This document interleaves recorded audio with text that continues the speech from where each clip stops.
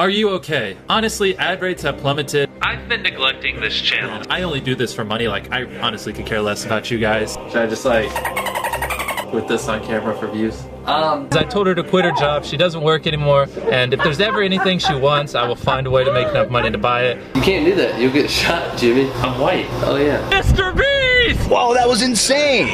We're gonna call homeless shelters, get a list of things they need. What? Is that why my washer and dryer is sitting in the front yard? Yeah, we'll get to that.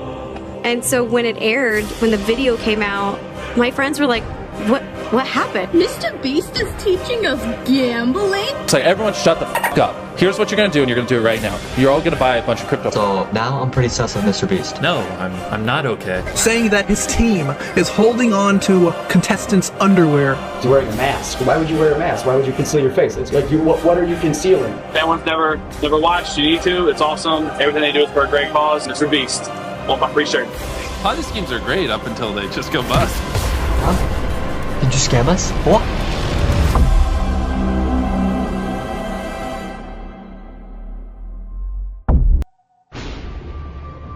In the quiet town of Wichita, Kansas, on May 7, 1998, a child was born who would one day captivate the world with his boundless generosity and unyielding drive. But the story of James Stephen Jimmy Donaldson, known to millions only as MrBeast, is not just one of internet fame and philanthropy.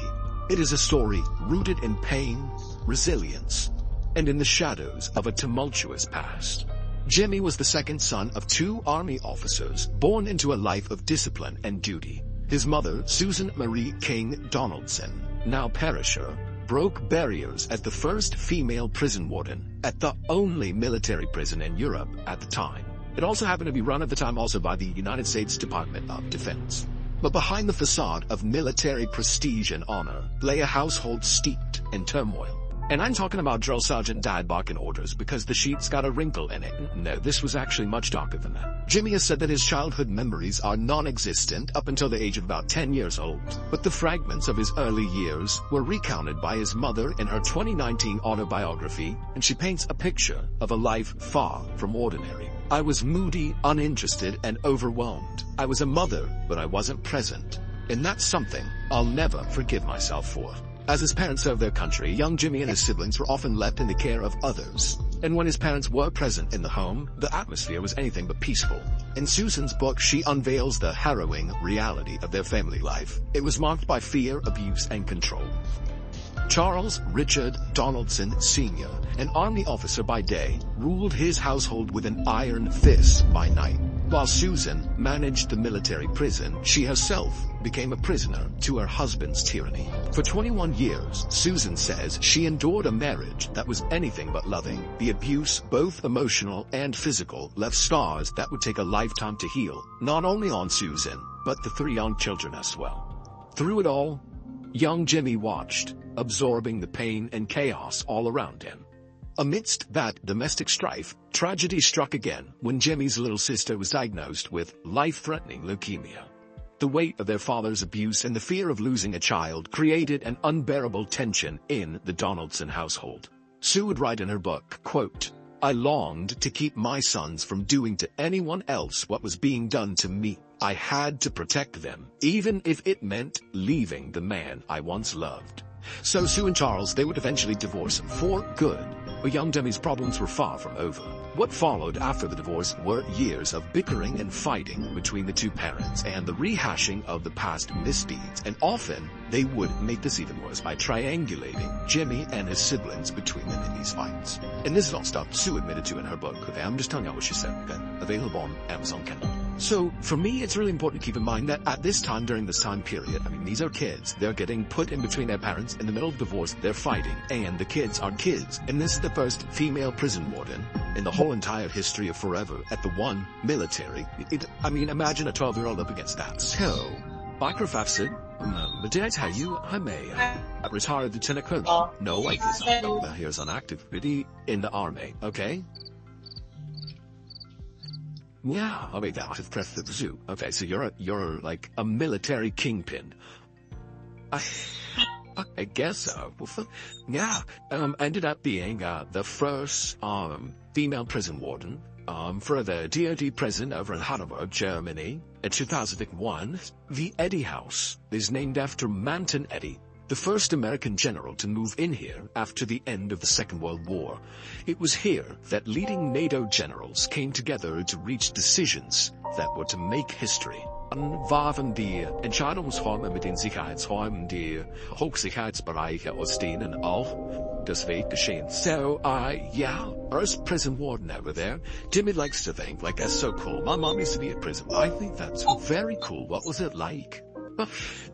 You know, by that time in my career, I was very good at the good cop, bad cop. I think that's telling. That's what I'm trying to say. Anyway, also in this time, right after the divorce, like 7 years after the divorce, Sue apparently, quote, lost her ability to function. So she was like literally not functioning, and they'd still have the kids in the house. On top of that, apparently, according to Jimmy, Sue lost everything in the 2008 financial crisis, and they were always constantly moving around because of Sue's military assignments. Now, eventually they did pretty much settle in one place in North Carolina. All of these factors left Jimmy and his siblings in a constant state of insecurity, uncertainty, and confusion, never knowing where the next fiasco was going to come from or when it would appear, but just knowing that it would. Little Jimmy Donaldson, the boy who would later become Mr. Beast, he may not dwell on the memories of his early life, but they're forever etched in the shadows of his past. A past that shaped him.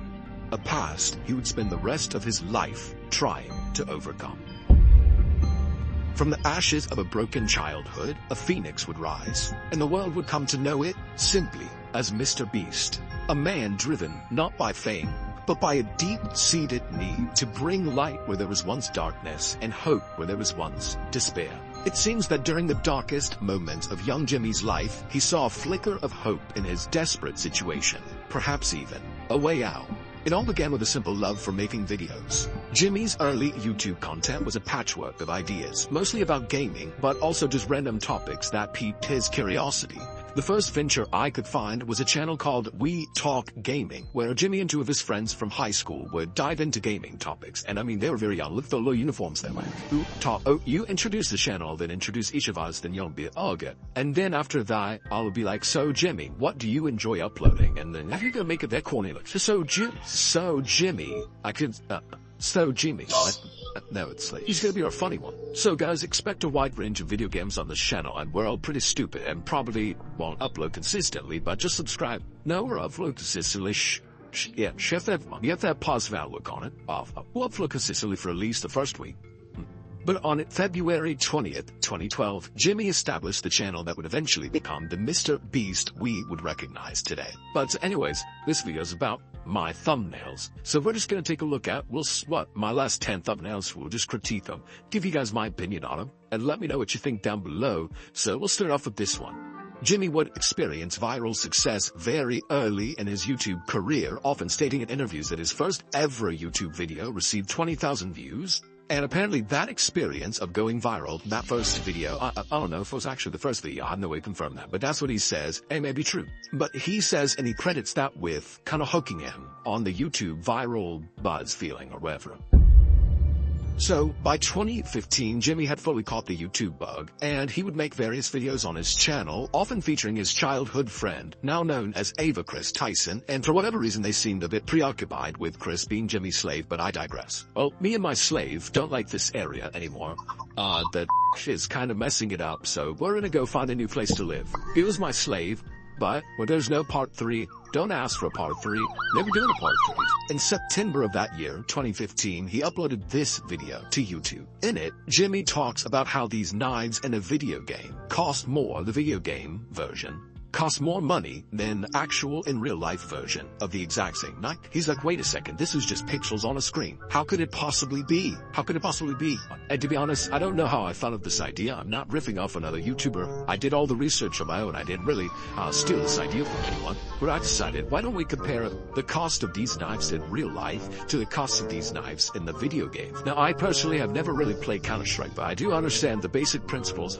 Knives that are like factory new are worth a lot more than knives aren't. And like, you know, hardened fade, like the skins on the knife make them worth more. There are different factors that make each knife worth more than the other, and just things like that. The first knife we're going to be talking about is the Karambit, which is currently selling for $35. And the funny thing is now, watching people watch this video 7 years later, they're like, these knives are worth $27,000 now. But apparently at the time, just a few $100s was a very big deal. Anyway, so I found this video, and I just want to take note here, just make a little note right here, because it's going to come back later. He seems a little perturbed by this concept, right? Facts, if people get mad at me, I just think it's ridiculous how you can compare the cost of the IRL knife to a video game knife and just see how big of a difference it is for pixels on a screen. Okay, thank you. Alright, so that same year, Jimmy recorded this video, addressed to his future self in 5 years. And it's honestly, it's kind of cute. It's kind of endearing, you know, not knowing everything I know today. It's cute. What's up, guys? It's currently October 4th, 2015. Yes, I'm probably like a freaking grown man when he sees this. He even says in the, he don't even know if he's gonna be alive in 5 years. Dude, what if I'm dead? Dude, if I'm, ooh, that'd be so weird. Rip. Oh, that'd be real weird. But he also says, if I don't have 1 million subscribers by the time you see this video, my entire life has been a failure. Dude, if I don't have 1 million subscribers when you see this video, my entire life has been a failure. I hope I have 1 million subs. At that time, Jimmy's channel only had about 8,000 subscribers and didn't even have 2 million total views on his whole entire channel at that time.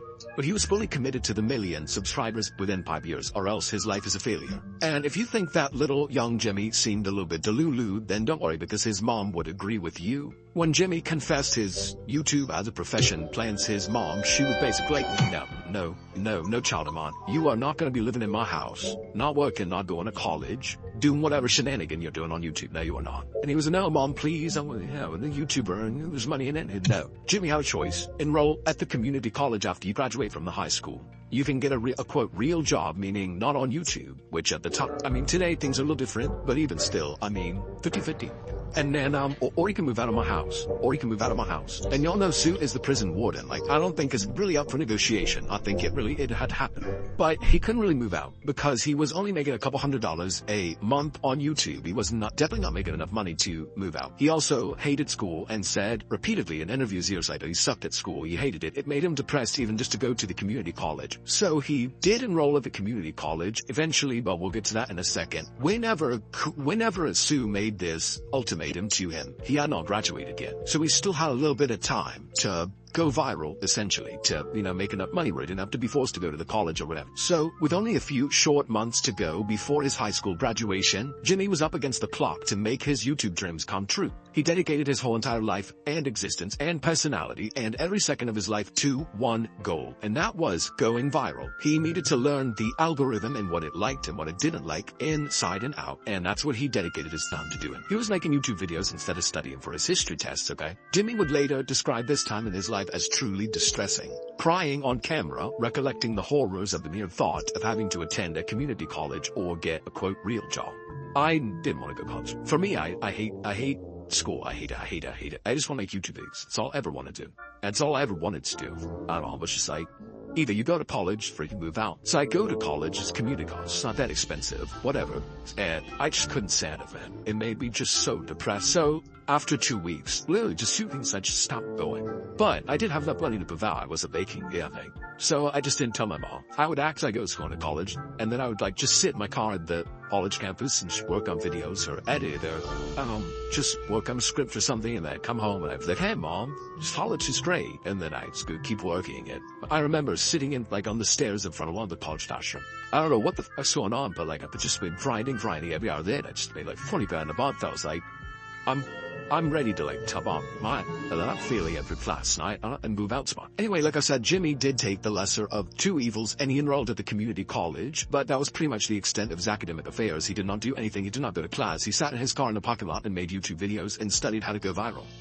Okay, so at that time, whenever he was really in the YouTube hustle of it all, as high school was ending, he was about to go into fake like he was going to community college. He was still in high school, and that is whenever he really started to get deeper and deeper into the gaming and the online gaming world, because he was really putting all his efforts into this going viral, and a lot of his content had to do with gaming, so he was learning the field. I remember whenever Jimmy was kind of perturbed about that whole finding out that the knives cost more online than they do at the store or whatever. Well, apparently that seems to have healed because that perturbation would turn to adoration when Jimmy got deeper into the world of this specific game called Counter-Strike and some of the things that you can purchase to play with in the game, okay?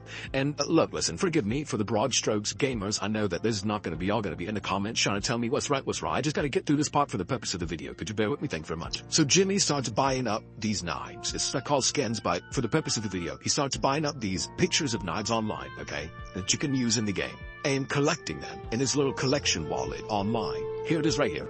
Man, it feels a little weird to make a video again. It's been about a week, I would say, since my last video. And I don't know, it just feels weird sitting behind the mic again and uploading. Pretty much the reason I haven't been uploading is I've been playing Minecraft on my free time. And then I've also been doing a lot of IRL things. So just haven't really gotten around to it. But I'm motivated, I'm in the mood, and I feel like making videos. So hopefully I'll start uploading daily again. But Jimmy also took his love and obsession with these fictional weapons off screen. In May 2016, the same summer Jimmy was walking the aisle in the Greenville Christian Academy graduation, and the same month Jimmy would turn 18, he was doing a knife giveaway on his channel. Probably trying to get views and stuff. He's trying to go viral, trying to get people on the channel, come with the knife. But he wasn't giving away a fake one. He wasn't giving away one from his little chest up here on the screen there, no. He was giving a real one away, a real one. The winner was a 12 or 13, it's disputed online, 12 or 13-year-old boy named Lava GS, and Jimmy communicated directly with this child, directly to coordinate the delivery of the goods. But Jimmy's Delulu would eventually come true Lulu whenever he did go really viral the first time. His hard work paid off, the huge gamble that he took, it actually paid off, it worked. He would experience his first truly viral moment in January 2017 when he counted.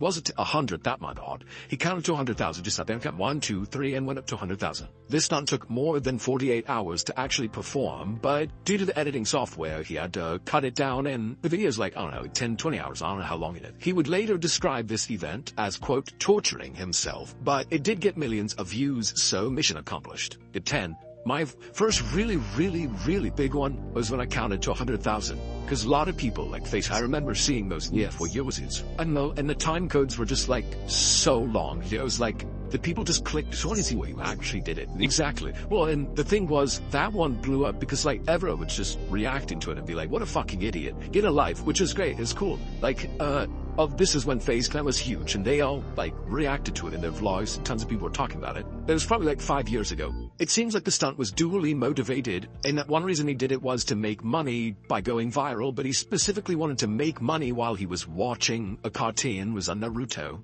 He wanted to watch it, and he was like, I just couldn't bring myself to watch all these seasons. Have either of you watched Naruto? No, yes, no, no. I love Naruto. Oh, that's an anime. But, the reason I did that is I was watching a show called Naruto, and it's like 700 episodes, but I couldn't justify the time to watch it. So I really wanted to watch this show, but I was like, it's too much time. So I just put it on pause. And the minute I started thinking, you know, how can I make money while I watch this? And so I just sat there for an hour, and I was like, what can I do to make money while I watch this anime for fucking 60 hours? And then I practiced counting.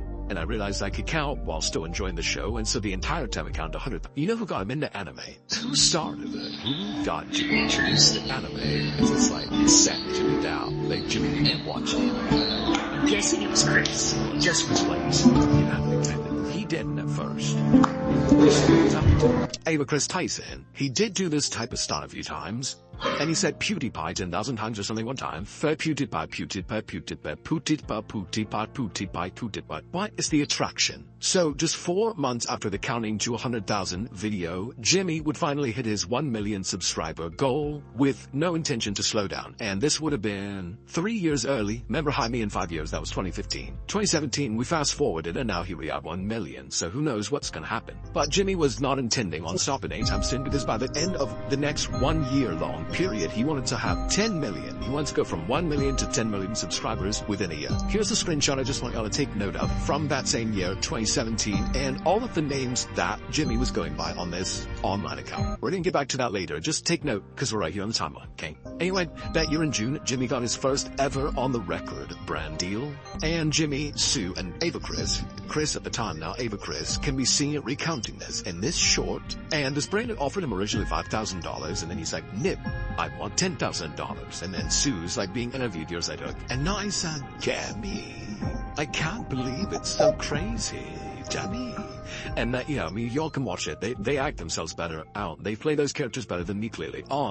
Jimmy calls me, and he's like over the merit static. Mom, you're never gonna believe what just happened. Somebody just offered me $5,000 to put an ad on my channel. $5,000, that's really, really great. Yeah, I turned it down. No, I want $10,000. And he's like, 5,000. I'm like, no, I want 10,000. I just want to walk out my front door and go give it to a homeless person. Nah, that's 10. And I'm shocked. Like, that's your great idea for your first time you're getting a brand deal? I need a cameraman for something I'm gonna do. And he told me to meet him at Walmart. He showed me the envelope that had 10 grand in it. He was, I'm gonna give that homeless guy 10 grand. His heart was changed.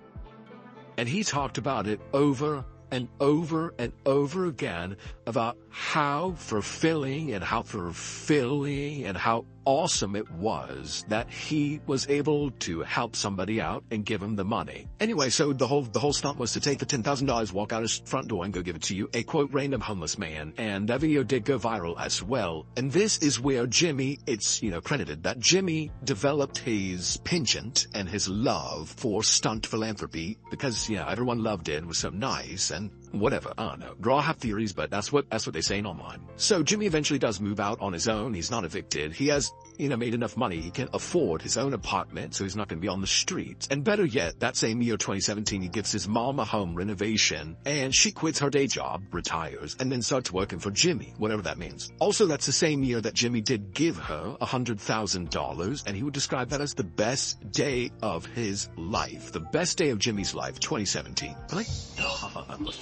So, you saw me carrying those, and so, I want to give you money to put towards your house or something that you might have. Yes, so, I want to give you a check to help you pay for it. No.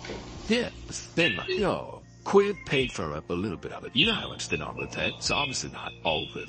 No, Jimmy, y'all gonna make me cry. Yeah, and it's his employee now. He was handed over $100,000 to his mother, whose previous mother, who's now his employee, who was the landlord that was gonna evict him. Okay, come on, this can't be real.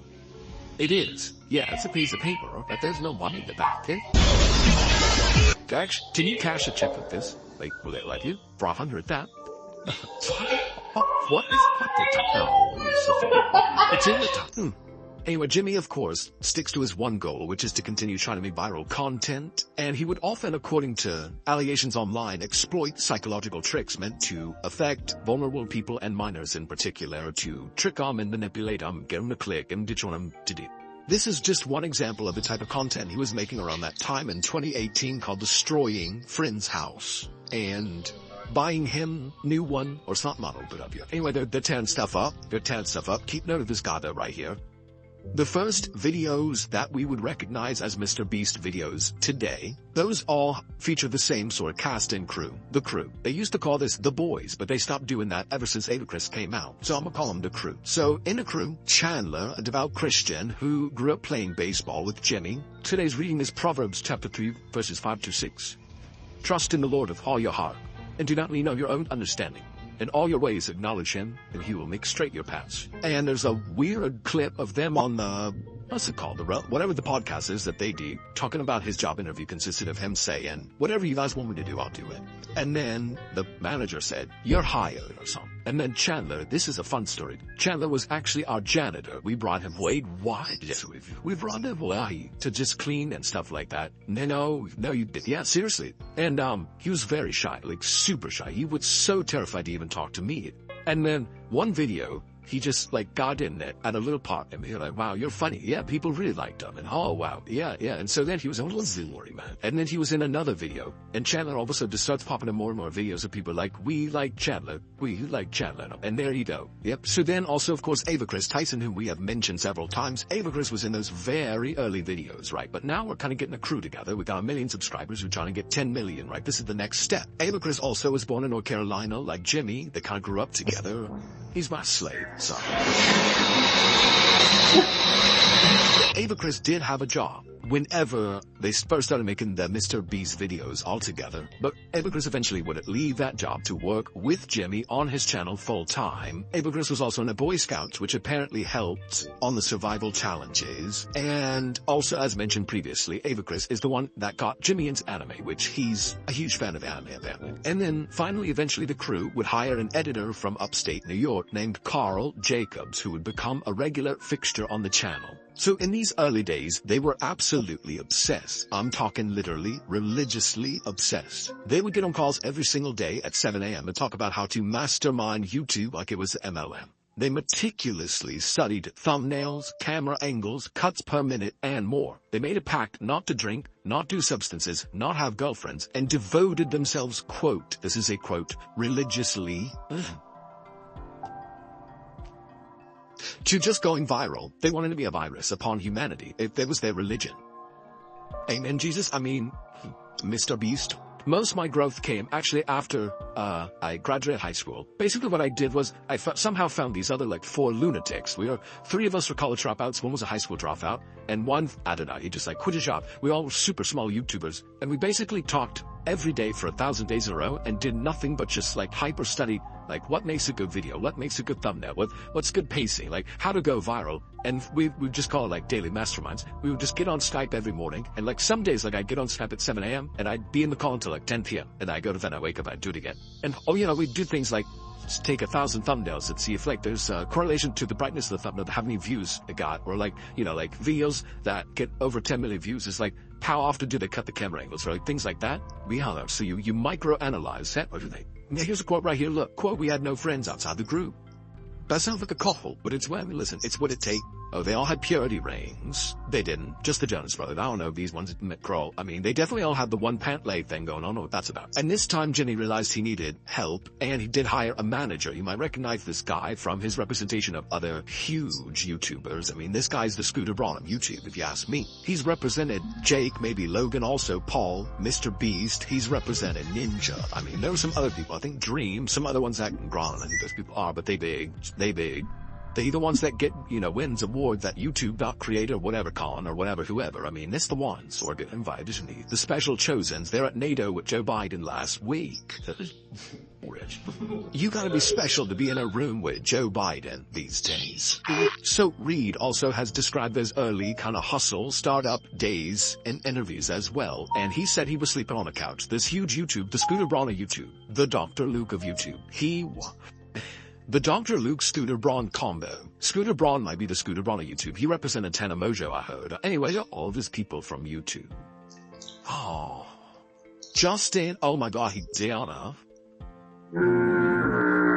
Another housemate at the time, just for historical purposes, was Jimmy's cousin James Warren, who's now the CEO of MrBeast, according to the article the Time magazine won. So, Jimmy seemed unstoppable. He was doing brand deals and collaborations and partnerships with literally the biggest names on YouTube. He eventually started a Philanthropy channel, which contributes 100% of its revenue to a warehouse that operates mobile food donations throughout Eastern North Carolina. He partnered with the company during that you-know-what to make these burgers, basically ghost kitchens, and he made hundreds of millions of dollars in revenue off of that, or at least that the enterprise did. Then Jimmy also started this candy bar brand, Feastables, which has been described as perhaps 50% a candy company and 50% a children's lottery. So with all that success and attention, of course there would be some hiccups along the way, and of course there would be some naysayers, some critics, some hashtag haters. People started to rise up little by little, voicing their concerns about MrBeast as an employer, a role model, and even just as a person. Here's a non-exhaustive list, starting pretty much back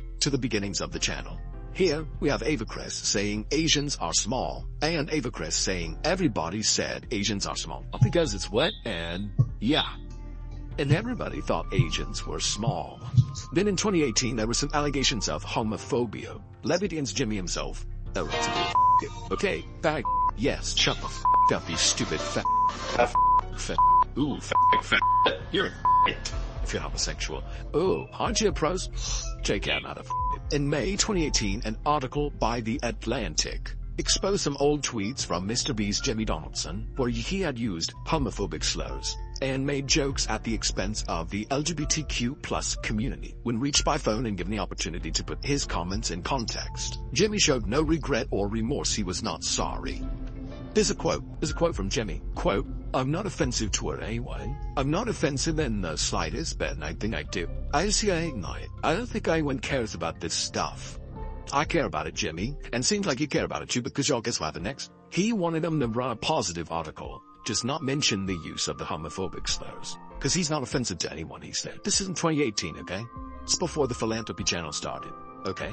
When the Atlantic then turned around and informed Jimmy that that was not a possibility, that wasn't going to happen, Atlantic reaches back out and they're like, no, we're not gonna just leave that out. What are you talking about? He responds with this list of pre-answered questions, and he's like, wouldn't it just be a better article if y'all just ran these instead? How old was he in 2018? 20 years old. Because he was born in 1998. Oh my god. So I mean, it was that him? I don't know. Maybe it was. Finally, he said the following quote, I'm just a dumb kid that makes YouTube videos and I don't like doing interviews. Oh, okay. Before cutting the call short and hanging up. I can't say on camera what I think had just happened with that one, but minutes after that call ended, Jimmy did take to Twitter and delete all of his tweets that included the F.A.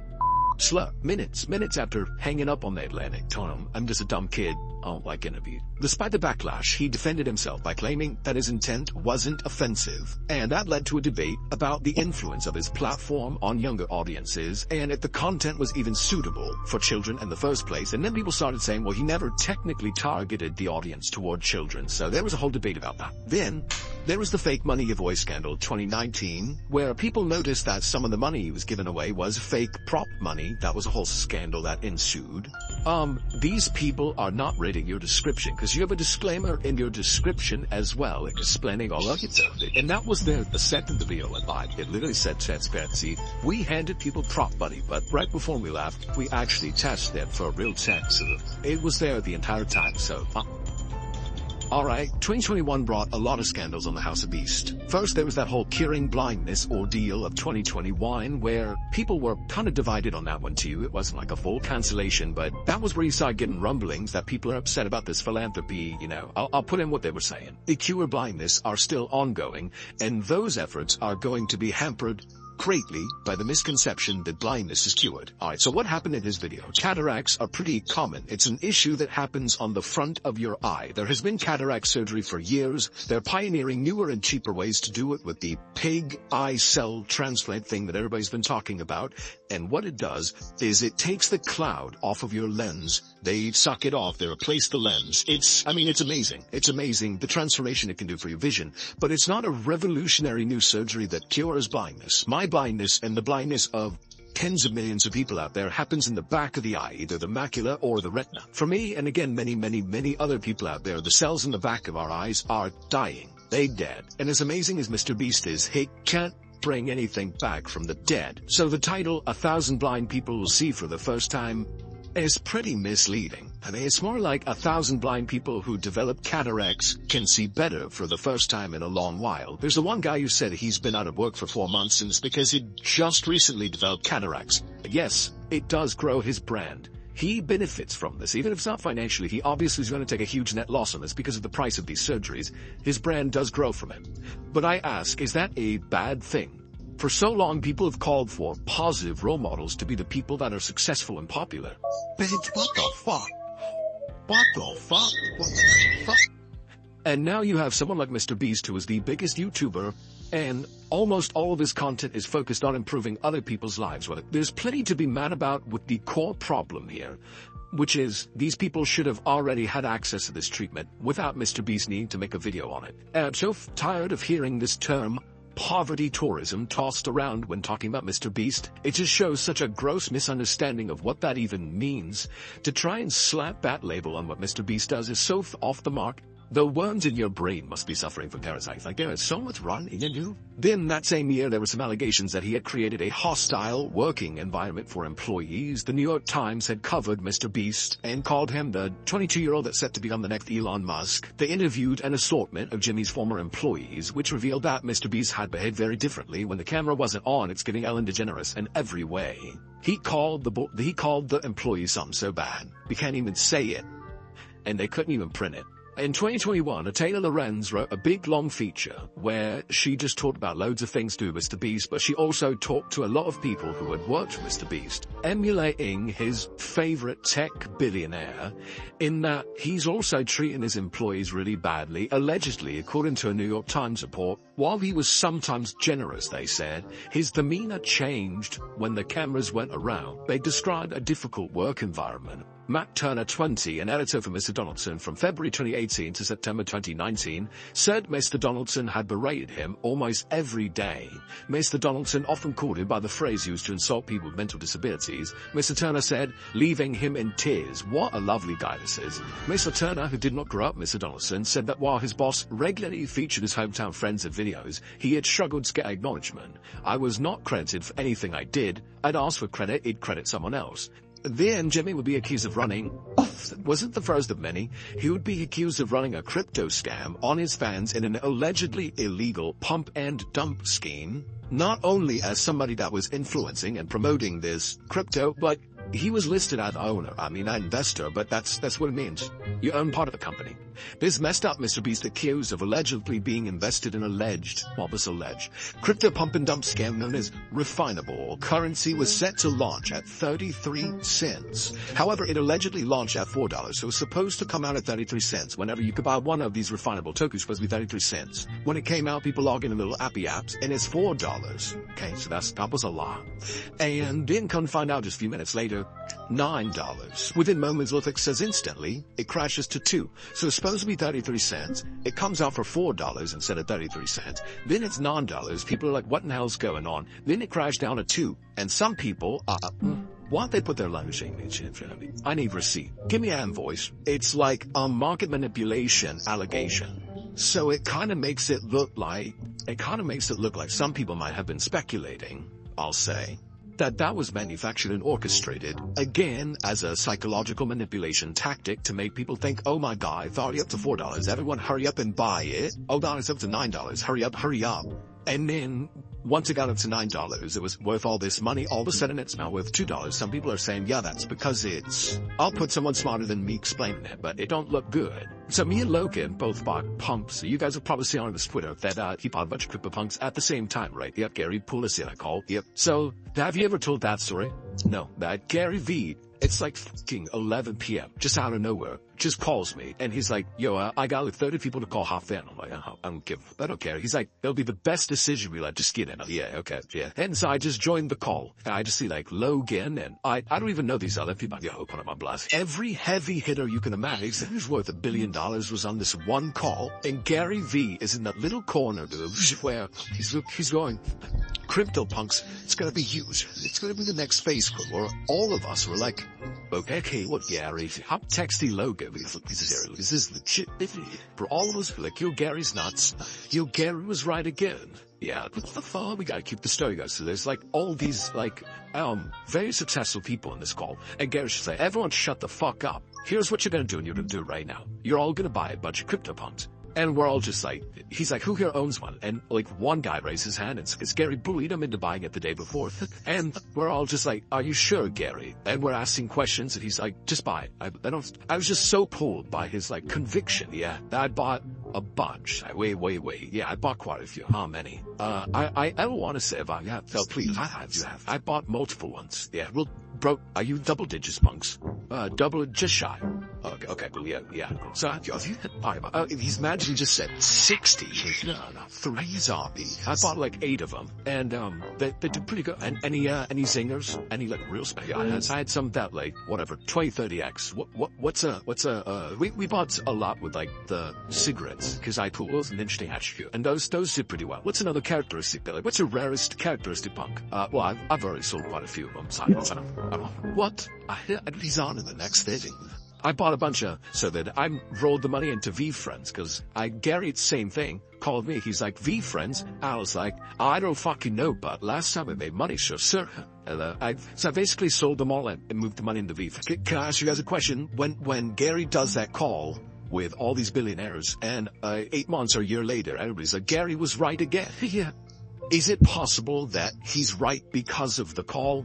Do you know what I'm saying? I think about that. Like, dude, he has all these billionaire, the market makers in the thing.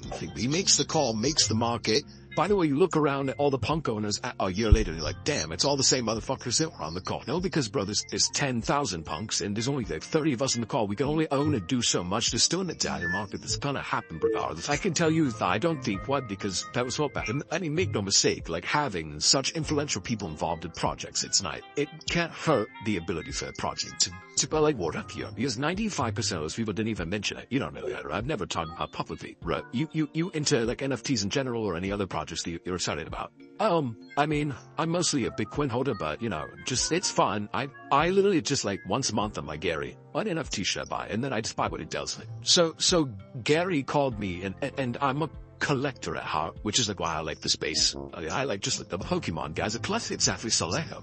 Exactly, dude. And so Gary called me and we have these talks, like we talk probably every other day at least. Yeah. And he called me like a month ago. He's like, Logan, I promise you, like I know you're a smart kid. If you play this right, like I know you can, like you do at Pokemon, the NFT industry, you can make $250 million. And I go, how do you not? I go, perk up. How's this, but he's never wrong, right? So that's right. That's where I started. Yeah. And then bro, the other day I got the idea. Yeah. And I want to run it by you. Not now, off the podcast. But I'm pretty sure I had the most revolutionary monumental piece of IP in my head, and I've been I can't sleep for the past, like, just said, too late for making your own version of punk. No. Just a really special NFT project. Logan Paul is suing me for CryptoZoo only a year after he thanked me for. The next year, 2022, Jimmy and the gang got some more backlash, this time for burning down our house. And I don't know why they got backlash, because they've been destroying stuff the whole time, but some people were saying it's a bridge too far to actually burn it down. He usually just tears up the washing machine or the refrigerator and puts a new one, and this is burning the house down. House burned out all night until there was literally nothing left, including all the mannequins. I guess this video is supposed to be entertaining. I don't think that he's ever trying to entertain. I think he's only ever trying to get as much engagement and clicks. He says it. It's like a lot of people get accused of that. He says it. Don't let no one call you out for being a money whore. So, yeah, I mean, it got clicks, it got engagement. Yeah, and there's some people starting to say, you know, my kid watches this. This is promoting reckless behaviors. Then last year, I mean, it starts hitting the fan for real. There's this Beast finger on the phone mobile game controversy where apparently you have to put your finger on the phone screen for however so much long. The longest person puts it on there. But you know, here, lad, just let this one explain it. MrBeast tweeted out that he had created an app with a simple premise. Hold your finger on the phone longer than anyone else and you win $25,000. Little did he know, this simple app would destroy his reputation twice. Then during his podcast with Trisha Paytas, Rosanna Pansino, a popular YouTube baker, revealed that she was mistreated on the set of a MrBeast hide-and-seek competition game. Oh, they edit me to look like I freeze on set and I can't act, and the same thing I felt like maybe happened on MrBeast, like that was weird too. So when he reached out for me to be on Creator Games, I was on 1, 2, and 3. The first 2 were digital because it was during COVID times. Oh wow, those 2 games, and I had a blast. I had so much fun.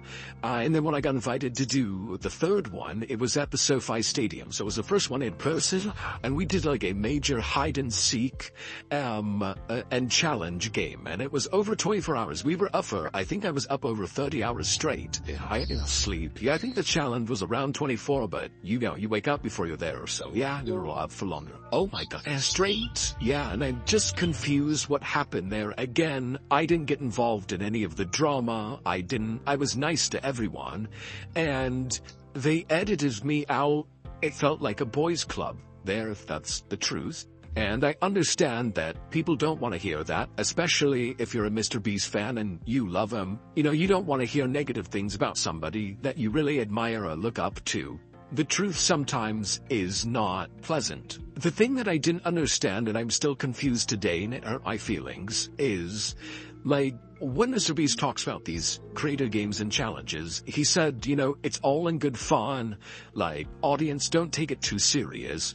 All of the money that's won is donated. You know, it's given away. So we can just have some fun with it. And I was like, yeah, that's really cool. And so when it aired, when the video came out, my friends were like, what happened? Really? Because you weren't in it. But people are saying he didn't edit you out because you're a girl, he edited you out because you're boring. Even they had me get eliminated like somewhere in the middle, and I was really proud of myself because I'm not mean and competitive, you know? I just go out there and do my best, and I actually beat other creators who are a lot of male creators who are super competitive, they're very talented, and they edited me out somewhere in the middle when really I was top 3. When in the end they have like, okay, top 3 is Larry and Logan Paul and Zach King. They weren't top 3. I beat Logan Paul. What? Like if I were a tiny Rosanna Pansino, where would I hide? Boom. No, there's comments he made to me on the elevator with Matt Pat that are disapproved. I mean, there's a lot of stuff. You know, in the state of California, you have to disclose when you're recording on a phone call because reason it red state. I don't know what the laws are. Yeah, and honestly, it is different. Keeps pressuring me to get on the phone with them, and it's because he can say whatever he wants on the phone to me, lie to me, and then deny everything he said. It's a smart business tactic. He's a smart guy. He's a businessman. Cynical though. Yeah, I mean, and I learned the hard way. I would say that you and some other allegations as well. For most of you have seen that there's been a lot of news coming out about MrBeast, Jimmy Donaldson, some of his employees, and his, in my opinion, terrible business practices, some of which I've seen honestly may be illegal. Then in July last year, Jimmy ends up in a $100 million lawsuit litigation with the business that he had partnered with on the Beast Burger. Talking about the burgers are inedible and they're disgusting and so I'm trying to get out of the deal, talking about I made a stupid Young Beast deal and all of this stuff. This lawsuit where we end up finding out that Jimmy's mother is the one signing all his contracts. We got a whole section on that coming up, but just hold on. As a part of that, they end up suing him back for breach of contract and stuff. They did settle this out of court, but it did happen last year. Then, at the end of last year, December 2023, CoffeeZilla revealed that MrBeast and other creators were working with a merch company called Misfits that CoffeeZilla alleged was a massive fraud scheme. Ryan Piacente, the man who was in charge of the company Misfits, was further accused of being a predator and accused of abusing employees in that way, if you know what I mean. S.A. When Ryan asked the fan, can we get married? When she told him she was 16, he said, come back in 2 years, which she was 18. But 1 year later, Ryan reached back out, saying this, quote, I retweeted your selfie. Do I get nudes? She replies, that's illegal. He says, quote, don't worry, I ain't no snitch. 2023 also brought some of Jimmy's past promises to the forefront when people started saying that he hadn't kept his word. In particular, it had to do with this time capsule to the moon pictures scandal. Back in 2021, Jimmy had tweeted, for $10, I'll put whatever picture you want on the moon. For $10, you can send an image to the moon. Jimmy would then do a live stream for this moon capsule project. This live stream was to convince people to go on the website and to purchase a spot on the hard drive that would go to the moon for $10. There was even an exclusive moon capsule shirt. In fact, I even bought a space on the hard drive that would presumably go to the moon. And then it's like shopMrBeast.com moon. Many people believed at the time that Jimmy was working with NASA. No joke, for $10, I'll put whatever picture you want on the moon. Basically, NASA's putting a rover on the moon, and I managed to convince them to let me buy storage on their moon rover. Thank you, NASA. And instead of doing something dumb like putting a jar of my farts on the moon, I thought it'd be cool to make the universe's first digital time capsule, which is why you're here. Scroll down, hit buy now, and put whatever picture you want on the moon. And bam, you just put something on the moon. Every single one of you that puts something on the moon will get a certificate of authenticity. So for decades to come, you can prove to people that you literally put something on the moon. You can put a picture of your mom on the moon. You can put a picture of your dog on the moon. Even your mom and Elon Musk riding your dog on the moon. Assuming it's legal, you can put anything you want on the moon. People thought he was working with NASA. He was not working with NASA, apparently. Look, I'm editing. I realized it says later this year, NASA's put in a rover on the moon. And if we look over here, there is no rover that landed on the moon from 2019 to 2022 by the United States. And there isn't even a planned rover by the US to land on the moon until 2024. So now I'm pretty sus of MrBeast, huh? Did you scam us? What? So 2 years later, 2023, the pictures had still not blasted off into space, and fans were starting to speculate on Reddit what was going on with their pictures. By 2024, articles were coming out to explain the issues with MrBeast's first ever time capsule, and the people on Reddit have finally come to the conclusion that they must have been scammed by MrBeast. Obviously, Astrobionic used Jimmy's fame and subscriber base to fundraise for this Go to the Moon project. But the mission never happened, so where's all that money? There's a lot of people. He can sell 50,000 merch items in a stream, okay? Just to keep things fun and interesting, as if putting a photo on the moon. It's interesting enough. Someone who puts a photo on the moon, or if you bought one or whatever, in the next 30 minutes will just fly you down to in a video. 3 years later, the spaceship finally launched, carrying beautiful pictures of deceased loved ones to the moon, where they would be immortalized. It fucking exploded. A formal investigation was launched earlier into one of Astrobiotic's failed missions. The task order for Astrobotic's payload delivery was valued at $108 million. The NASA instruments on board were valued at an additional $9 million. The Peregrine spacecraft was not only transporting the DNA of famous former U.S. presidents like John F. Kennedy, but also the remains of notable figures from Star Trek, including Gene Roddenberry, the creator, along with his son and wife. With an update sent out through Twitter on Wednesday morning, Pittsburgh-based Astrobotics has confirmed that the Peregrine mission that they were spearheading for NASA will not make it to the moon. But I learned in this article that Astrobiotic is a third-party contractor that does make and manufacture things, including spacecraft, for NASA. So honestly, don't even really blame people for assuming that this mission could have been associated in some way with NASA. There's also a history of NASA partnering with YouTubers, including Jimmy's buddy Mark Rober, like I said, and Mark Rober's friend, Lance Bass. Also that year, Ava Chris would come out as transgender. Let's just say that announcement left the internet entirely divided. Oh, the way I would not let my dog lick me until he brushed his teeth.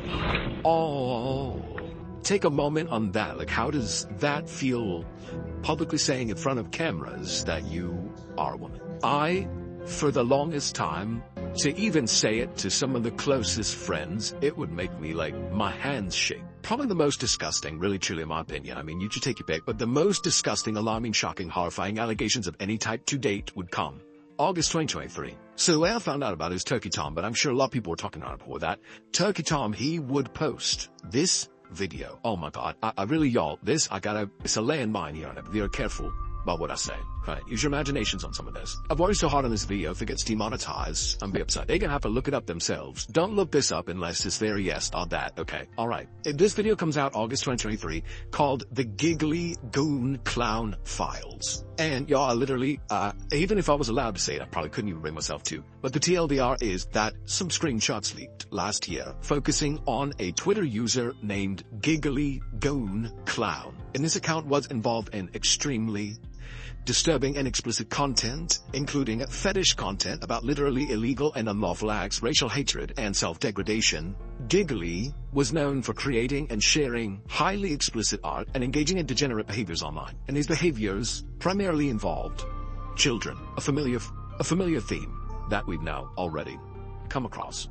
The Giggly Goon had a huge following, influencing others to participate in a variety of disturbing actions. This clown built up a community that was deeply involved in sharing explicit content and luring others into a life of depravity, including those who had not yet had birthday celebrations yet having of 18 years, if you know what I mean. Giggly's real identity gets revealed, and this leads to community tensions and account takeovers and further exposures of illegal activities, more allegations, including grooming of children and the distribution of explicit content. Specifically, you should know that a primary goal of this individual organization was to make children become addicted to a certain type of content. It was something that they had as a primary goal, to influence children to develop an addiction. That is a primary goal of this Giggly Goon tribe. All roads lead sick clowns and Lord Cornberry, amen Jesus. Anyway, here's a picture of Ava with the Giggly Goon clown. Look at that. Y'all, there's no way to describe to you the level of depravity and disgusting. I mean, it's like stuff. I can't even label the category of stuff it was. And it was the literal definition of explicit. It was laid out, periods and punctuation marks. It was very clear what was it was criminal activities going on in this group. I'm not known to listen till proven guilty, alright? But, innocent till proven guilty. But Ava Chris looks very thick as thieves with this one right here, alright? And that one right there in the middle is the one that was doing all that, so. I could end the video there, isn't that nasty? Isn't that enough? I can imagine if Lord Cornberry got the internet, because you know what it was whenever MrBeast partnered with Elon Musk for the Starlink and put it out there in the South African village, and now the people's addicted to pornography. And that interesting now, that is exactly what happened.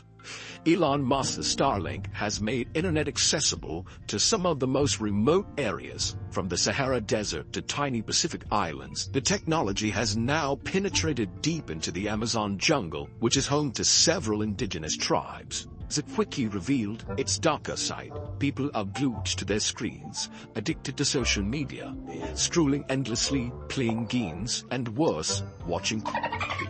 Tribal youth are now sharing all kinds of explicit videos, and tribal seniors are afraid of the actions of the youth, because kissing and public displays of affection are not customs of the tribe. Young adults are also becoming less and less physically active, and are drifting away from their culture and traditions. Anyway, so yeah, that was back in August 2023, so people were already starting to question this group, at least the people around the MrBeast crew. I mean, Ava Chris is the first person that ever was making these videos with Jimmy that still was around at that point. Like, it's the founding member. But a lot of people were like, no, this is transphobia. This is transphobia. Don't criticize. We don't even know if Ava Chris knew and all of this stuff. If you ask ChatGPT today they will still say that the allegations of anybody around and surrounding the Giggly Goon clown is false. Anyway, moving into 2024, more criticism against MrBeast and his crew mounted whenever he did this 4th of July stunt with Kai Cenat, where they built a fake set that looked exactly like the room that he usually streams in. I mean, there were some minor differences. They blew it up, and it did look dangerous and destructive on the while they were doing that. I think it was stupid.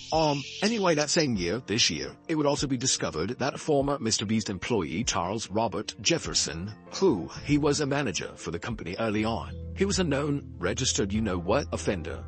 Yep, and back in 2010, he had pled guilty, admitting under penalty of perjury to heinous acts against an 11-year-old child. He did not serve any jail time, but he did admit to the crime. Jake the Viking, the convicted criminal's brother-in-law, who also worked for MrBeast, came out online to defend him. But he did say that Jimmy and his mom Sue both knew about the conviction and the registry, and they decided to hire Charles Robert Jefferson anyway. That's the whole Jimmy knew situation, which we'll get more into, but fans and critics alike would begin to question how someone with such a background could have been employed with MrBeast by MrBeast. Why there wasn't a screening mechanism, why would they hire him? Then there's the Beast Games controversy, where they're saying yet again more allegations of unsafe working conditions. This is all mounting up this year. Contestants are passing out. They don't have their sanitary hygiene products. They got their drawers locked up in the lockers and about, and all kind of things. We'll put some clips, but that's all happening at the same time. Saying that he is holding on, or his team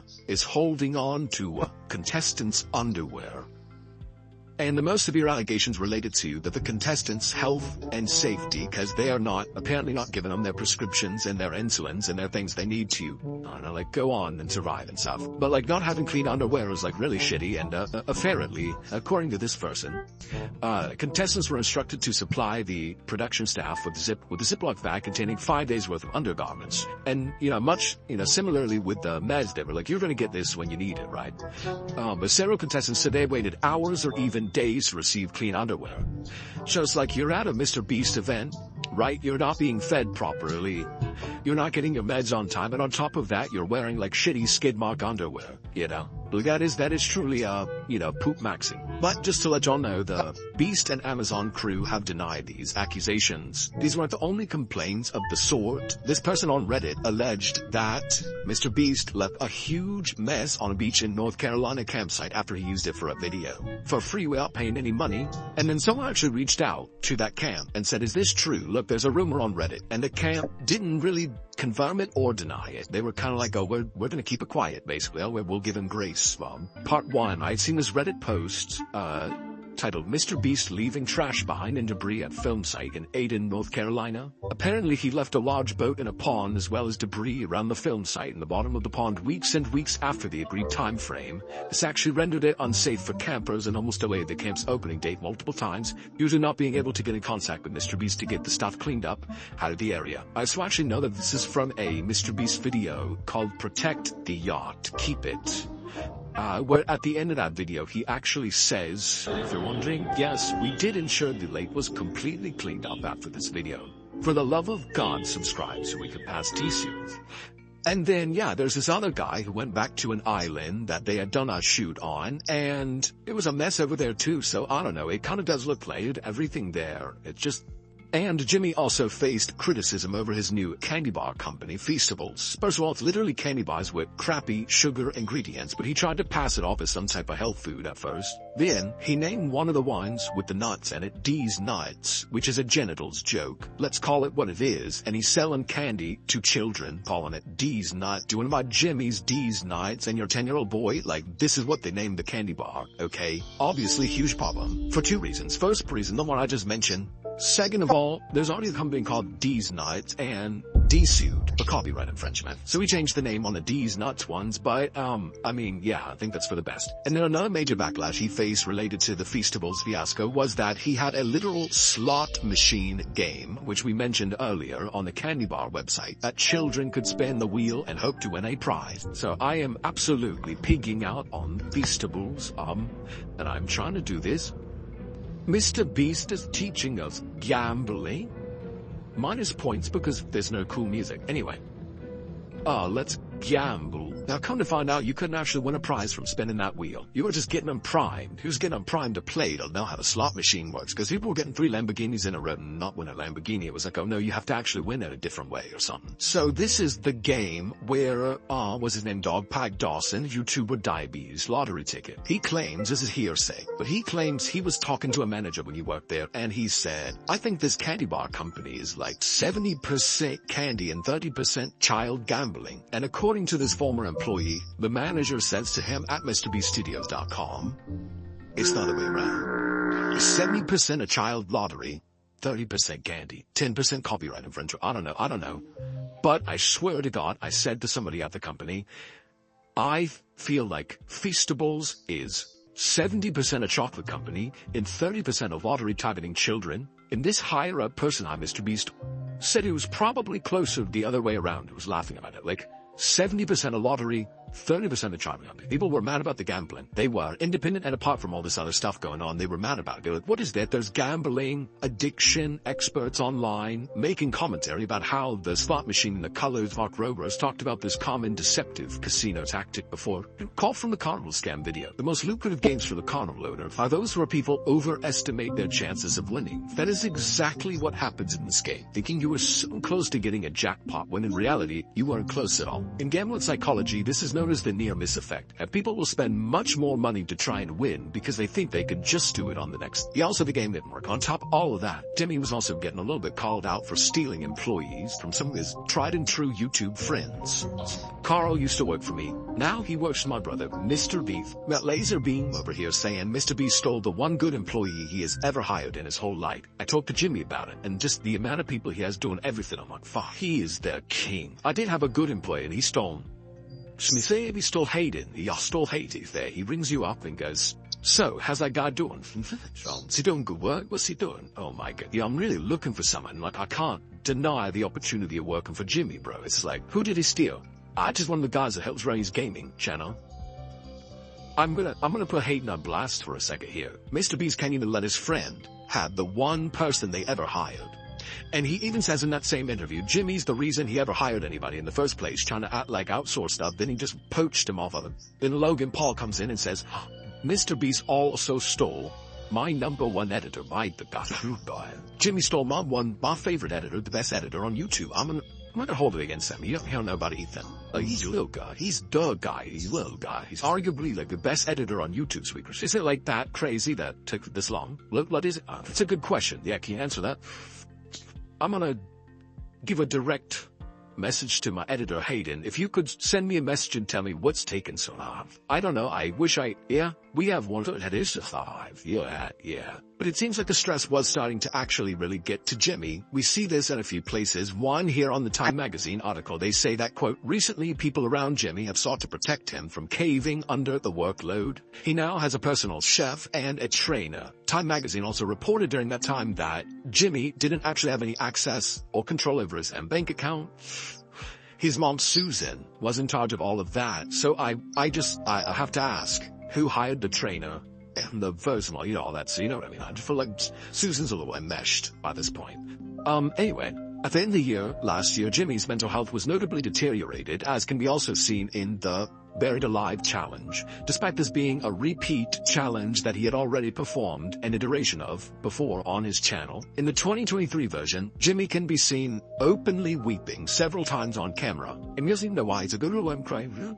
At one point on day 5, he admits that he's depressed while trying to keep an entertaining smile for the audience. He says he's just trying to not look depressed. Earlier this year, he partnered with what appeared to be a regular, charity that kind of distributes funds to different things, but it actually is literally the Mormon Church, the Church of Jesus Christ of Latter-day Saints, which made people start asking, why? Why is he a Mormon? Because last I checked, he went to Greenville Christian Academy, the evangelical Christian school. His mom's writing all up and down in her 2019 autobiographical book about how much she loves the Lord and Jesus and all this. And people are like, well, how could he be a Mormon if he said that? And it's like, oh no, y'all know this or not. The Mormons named their church the Church of Jesus Christ, Latter-day Saints. It's not an impossibility that somebody could be, saying Jesus about something and still be talking about a not evangelical version of the religion. Then Jimmy had this I follow the doctrines of Jesus Christ banner on top of his YouTube page at some point. It's down now. And Logan Paul, or one of Paul's, gave him a hard time about it. No, I'm not. What about that Jesus? And he was like, right, yeah, Jesus, you just can't make eye contact, dude, with any girls. Just don't do it. Don't keep a Bible in between us. No, you're never up 5. Are you saving yourself from marriage? Are you? No, absolutely. I love this. Absolutely not. Yeah. What about hold on, I'm not religious. Yeah. Okay. Yeah. So are you saving yourself from marriage? Not religious. At all? No, I'm not. What about that Jesus? No. And it's like, oh, hey, Satan. I mean, I don't know. He's notably taken down the Jesus Christ thing. And he's done interviews. Jimmy has done interviews. And he said, I believe in God. Sound like I'm an atheist. But he said, I just don't know which one. You say no. Yeah, like, well, how you atheist? You just asked the same question. They give her always the answers to say. Atheists are agnostic. Agnostic. Like, I mean, the universe is complex. So, like, it's hard to believe someone did do it, but, like, I don't know, there's lies. It's, if you're open-minded, so you believe in a creator or some sort of being, but it's just, like, hard to tell. I mean, there's a lot out there, He's agnostic, so he doesn't have proof to push him in either direction or another. So, but that was one of the controversies, that the biggest YouTuber, like, on the planet ever in history is partnering with any religious organization, despite having international following, stuff like that, and then, in particular this one, because they've been in the news themselves for, give you one guess. Now, I'm not saying it's every Mormon. I never would say that. But this is top-level people at the charity, at the partnering with people. They're the ones that were covering up for their, So people are asking, why?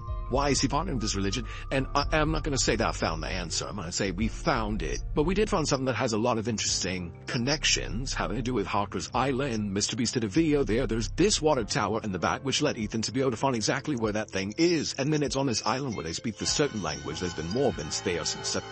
I'll just let him explain it to you. Alright, so the other day I was definitely not minding my own business on the internet.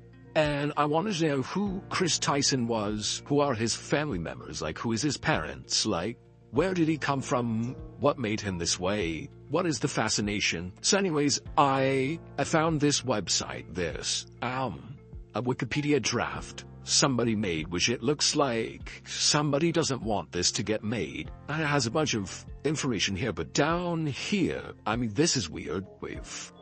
Yeah, anyways, down here it shows his family members. And so I saw Amy Tyson first, so I said, let me search Amy Tyson. So then I go on Google and I found this, real estate listing website. So it looks like she is in real estate. She's a real estate agent. This is one of the addresses that was on one of the crawler websites. Hawkers Island, North Carolina. Here we have this video. So it was like the next day, I was looking at MrBeast's videos, and I think this one's pretty recent. In this $1 video, he says he's buying a broken down shed for $1, which I don't think that's a house. And then there in the background, you can see that's the water tower. And then I noticed this when I was Googling Hawkers Island. You can see that there is a water tower, and it looks very familiar. So I typed in the address, and it brought me all the way down here to this building, which Amy Tyson owned and renovated this back in 2015. And lo and behold, right next door, well, 2 houses down, is this Church of Latter-day Saints temple. You can see right there. Here we go. We'll go around the corner. Let's see. There's the Jesus Christ of Latter-day Saints. And we keep going, and we see that wonderful water tower. And so let's go back to our notes here.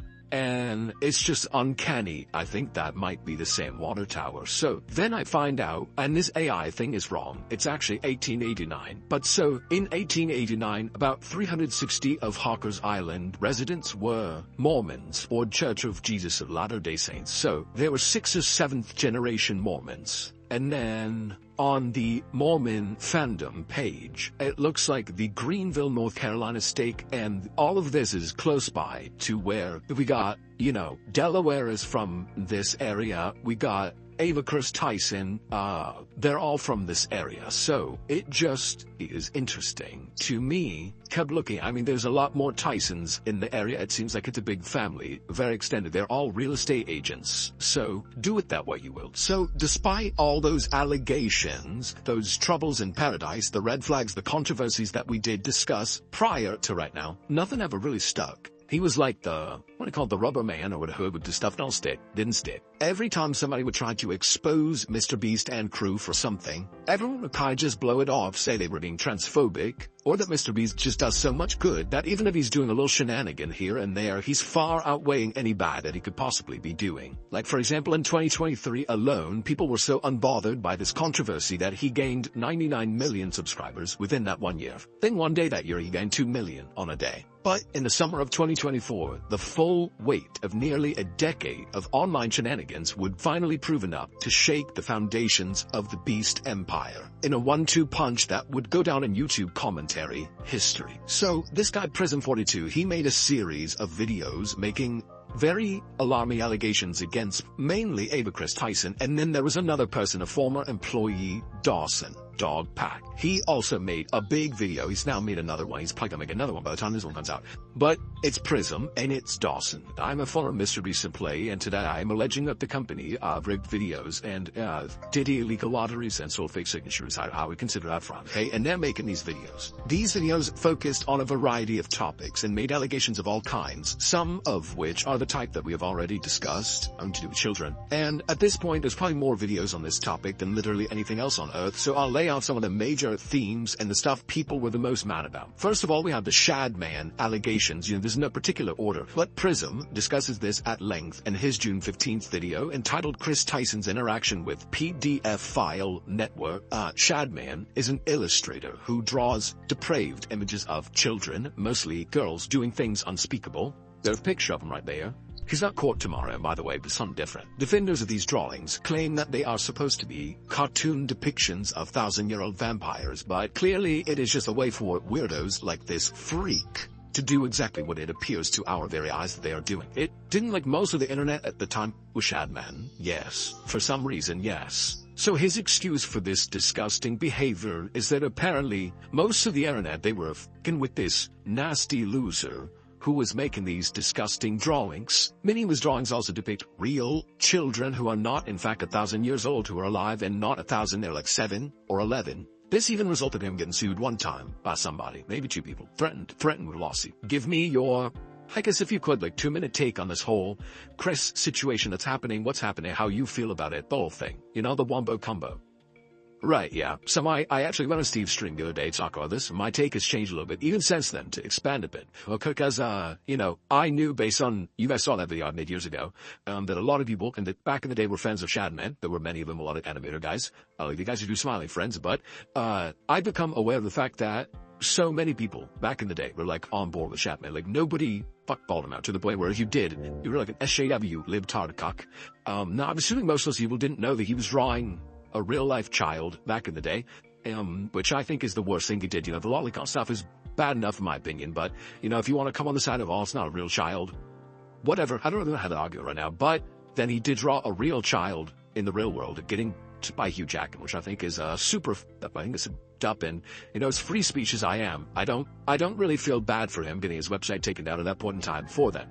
But that's not the only legal trouble he's gone into either. On October 26th, 2021, he was arrested for assault and attempted unaliving against a person with a weapon. And guess what the weapon was? It was a knife. They like knives in this group.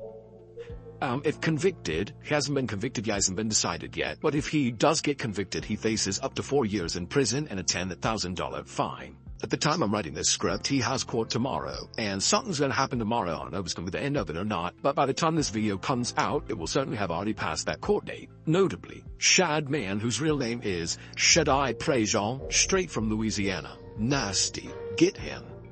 Get him. Cause you know what they do to people that does this type of, well, no, he's not accused of that. Let me not say that. His lawyer tried to argue, Shaddai Prejean's lawyer tried to argue that Shaddai Prejean was not mentally competent to stand trial. And they did give him a mental competency hearing and all that, it looks like. But these documents are mysteriously very difficult to access. I mean, I've been able to access Britney Spears' document.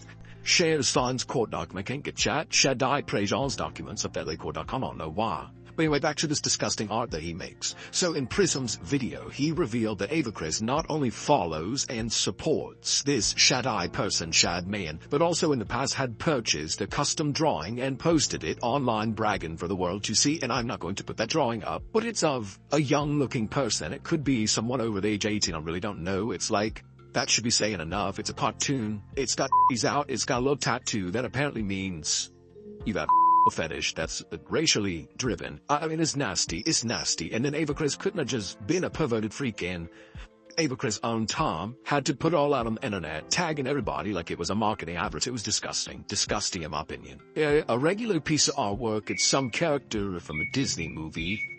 And of course, here's Chris Tyson. He's saying a random MrBeast meme on Shad. Love it. And dude, MrBeast is surprisingly in the comments section. Didn't expect him to be there. He says, this is all we've ever wanted. We can quit now. Also, relatedly, Avacris was, this type of art is called a certain word, starts with L, ain't gonna say. But Avacris was talking about that type of art, that type of content, really quote, cranks, mon. That's what they, I don't know why I said that. Shadman used to have the tag lolly on his website. That's what he would put for all of his pedophile artworks. Because it was supposed to be a depiction of a child. And of course, he had changed it when he depicted Daphne Keens, who was 12 years old. Mona behold, on this tweet, it shows that Chris Tyson had purchased an artwork that was tagged as part of his art collection. Not only that, he goes as far to even say, this is coming from the guy who owns a Shad-based drawing and has it as the centerpiece in his living room. And by the way, this is after he had said that it was a significant part of his career. So, not only should you have known who this guy was by then, but you also purchased a poster which he had tagged on his website as part of his pedophile art collection. And it gets worse. How could it get worse? Well, in the video on the MrBeast channel, tipping pizza delivery guys $10,000, you can see there's a brief moment where it's on the wall in plain sight, just as Chris Tyson stated. And Jemmy looks right up at the wall, right in that direction, and they're in the same frame. MrBeast is in the same frame as pedophile artwork. What the fuck? Why was this ever a thing? Another thing that came out in these big explosive 1-2 punch on YouTube videos was allegations deriving from the Discord. Okay, so the progeny of videos included allegations of inappropriate behaviors between Avacris and various unpaid employees, many of whom were minors. This is all happening in the MrBeast Discord. I'll put up some of the most scathing allegations here, but frankly, I'm tired of talking about all these depraved details. Suffice it to say that Avacris was alleged to have had inappropriate conversations with minors about inappropriate topics, including addiction to corn in the cartoon form. if car hente apparently on it. Also, it was alleged that Ava Chris sent inappropriate materials in the sort of that type of content to minors and discussed it with them in a true goon clown fashion. It was alleged that Ava Chris suggested that an SFW server on the Discord remain accessible not only to the minor moderators but also to thousands of minor fans, despite that being a violation of Discord's rules. And it was alleged that Ava Chris sent inappropriate Snapchat messages to those under the age of having had 18 birthdays. Oh, by the way, the Snapchat account's still alive and well, still linked on Ava Chris' Instagram. Not that I would ever encourage anyone to ever go look at it, but it's there if you want to see it. Also, it resurfaced that Ava Chris, earlier on in the YouTube career, whenever she was going by Chris, had explicitly shared images of content of this type of Jeanette McCurdy and hid behind the excuse of, oh, I wouldn't encourage y'all to look at it, but here it is for you if you want it. Recently, I've been hearing about the Jeanette McCurdy leak of her photos. And I know a lot of people were wondering about it, so I decided to do this little video to my 20 subscribers that may care, may not care, and if you guys are watching, thank you for watching it. But first off, what the story is, she sent pictures to her boyfriend, her now ex-boyfriend, and he leaked them out, and she is a very popular Nickelodeon star on the show, iCarly and Sam and Cat. And so first off, what you'll probably seen is the pulling of the show. It'll probably be taken off the air. Second off, you'll probably see the photos get taken down at some point tonight, maybe tomorrow, because Nickelodeon has that kind of power. But the link's in the description if you want to see them. I mean, I'm not endorsing people to go look at somebody else's private business, but I know that, people might want to see them, so it's there if you want it. First off, what I have to say, though, is that when you look on the news, you see people, they've leaked nudes from their girlfriend at a high school, and that girl kills herself. It's a tragic story, right? Calls the guy a bully. But, yet when people like Perez Hilton do it, it's considered entertainment. So, you gotta have to think about where the right and wrong is, really. And, I think it's all wrong. Personally, I don't think somebody should leak photos that were sent in trust. But, the link's in the description if you want to see them. That came back up in these videos as well. It's not looking good for Ava Chris. I can understand why they were upset, can't you? So, and when all these allegations first surfaced, the alleged victim of all of this, Lava GS, remember the one who won that knife all the way back in 2010? He came out and defended Ava Chris, saying nothing inappropriate ever happened and it was insulting to real victims, and everybody please go leave comments telling people that are criticizing Ava Chris that it's lies. I'm not a victim. But Lava would have to walk this back. The Lava would just days later walk this right on back and then say, oh, I didn't remember. That was so inappropriate. Why did Lava walk this back? Well, because those Discord server chat logs were leaked. Now, it's been hit or miss whether you can access them, okay? But enough has leaked and is available in the public domain to be able to tell it was absolutely inappropriate what was being said in there, and Lava couldn't defend that, so Lava backed off of it. Oh, and the person who leaked the Discord logs, it was a person by the name of Nate or Nathan, who was also a moderator in the Discord and was also a minor at the time that Ava Chris was saying all this stuff. Yeah, not cute. It didn't just end on the Discord. I went on to the Twitter. Some public, this is not a private Discord, it's public tweets resurfaced between this same minor, Lava, and Ava Chris, wherein they discuss Ava Chris's cartoon corn hente addiction. Okay, they discuss it twice. One time on Valentine's Day in 2018, on a post about Chris's wife, Ava Chris Tyson's wife, Valentine's Day. There is a teenager asking about a cartoon corn addiction. That is the level of relationship. It's a wife. You posting your wife, your husband, your significant other, and there's a teenager on there saying that she know about your hentai addiction. And then about a year later, when Lava was still a minor, tweeting yet again about this same supposed addiction. It's given goon clown. I mean, I don't know. Goonery, buffoonery. And of course, here is the Steam account of Chris Tyson. It is estrogen dealer. And they are both friends with each other, Lava GS and Chris Tyson. And as you can see here, the games that they played. It matches up with the tweets that they made. And as you can see, Mangled Pickle is also on there. It matches up with the tweets that they made. It was at this point in time when the scope of inquiry in this type of investigation of the public, this public investigation, the scope of inquiry, it widened to Jimmy, Stefan, MrBeast's Dobson over there. People wanted to know, did Jimmy know about all this stuff in the Discord? Did Jimmy know about Ava Chris Tyson doing the stuff with the minors and the Snapchats and the tweets and the hinte and all of that? What part did Jimmy play in it? Well, they wouldn't wait long to find out because that former employee, I already mentioned him, Jake the Viking, he explicitly answered the question in a 2-word tweet heard round the world, quote, Jimmy knew. There you go, Jimmy knew. But later, Jake himself, he would get called into question for what he knew, because his brother-in-law was admitted a criminal, admittedly on the RSO registry, and was working for MrBeast too. So, where's that same energy people would call in now? According to Jake the Viking, Jimmy, MrBeast Donaldson, his mama Sue, the real MrBeast as far as I'm concerned, they knew. It also surfaced that Jimmy was in that controversial Discord server, and he even sent an inappropriate message in there himself. I'm saying it today. I'll have a Discord now, never will. Never won, never did, never will, thank you. Finally, into the question of what did Jimmy know, what did Jimmy do inappropriate, there's also this tweet that was presented as evidence from Lava's Twitter showing Lava was 16 when he asked Jimmy live on stream, how hard do you want it, Jimmy? 68 million people had viewed that. That's Jimmy, how hard do you want it? 68 million people have seen it.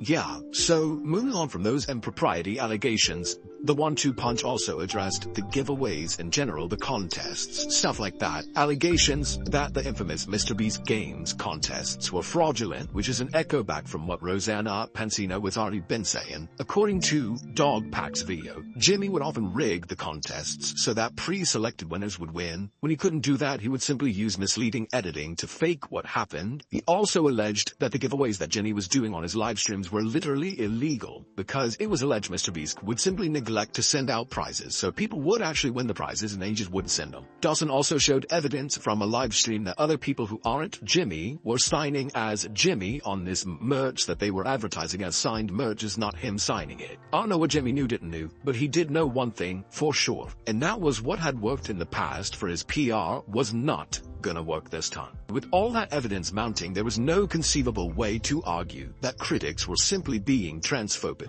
against Ava Chris the Goon Clan. Everyone was consistently there making these jokes wildly inappropriate on his 5-year-old kid. Ew. And so, whoa, I know, dude, I know, what? So, gonna go home and insert name, what? That's the craziest thing. Who was saying that? I know.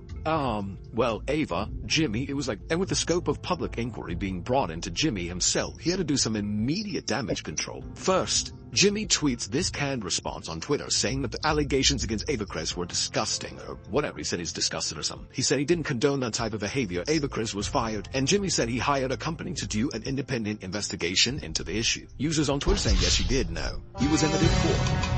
Then, Jimmy came out and apologized for past, quote, inappropriate language about Ava Chris's genitals in the Discord that was moderated in part by minor children working for free. And that fallout was just beginning. After the 1-2 punch of Prison 42 and Dog Pack's allegations, there were people close to the situation come out the woodwork. They began to come forward with stories of their own. Jake Weddle, a former employee and contestant, comes out and says that he was lured back to the MrBeast studio after he got fired under the guise of participating in a phony competition. He claims he was tortured worse than a war criminal, and he blames Jimmy and Reed directly. Then you have Jess, who is a former romantic partner of Ava Chris, who claims she was groomed. Someone said they were Chris Tyson's exes, this girl right here, and allegedly Ava Chris used proximity to the MrBeast verse to lure this person into their trap. Those are allegations have happened. This is all flying out in a week. Then you have another former prospective employee, someone who went through the job hiring process, and he claims he got scammed, Ty Orr. He accused MrBeast's entire production company of lying to him about a fake job for the sole purpose of getting him into the office to steal his ideas, which he alleges they did shamelessly without paying him a dime and without hiring him. He also alleged that they led him on, and it could happen like that in the future or something. And this is where, I enter the chat. I became aware of this whole situation because of the Ava Chris Tyson stuff. That big 1-2 punch as whenever I came aware of it, I started conducting an investigation of my own. I wanted to look into the Ava Chris allegation specifically and find out if Jimmy knew who fired Ava Chris and what else might be lurking in the underbelly of the MrBeast verse. I wanted to check into the possibility of charity fraud, money laundering. We're gonna cram one $100 bill inside of the can of Jumex to make it look like we're laundering money.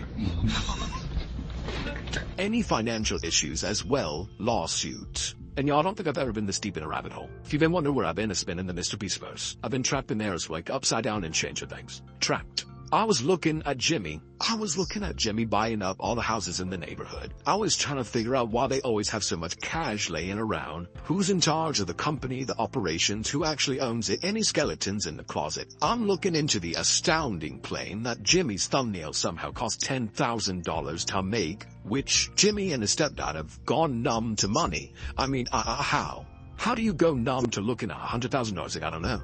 Anyway, so I did uncover some things I never expected.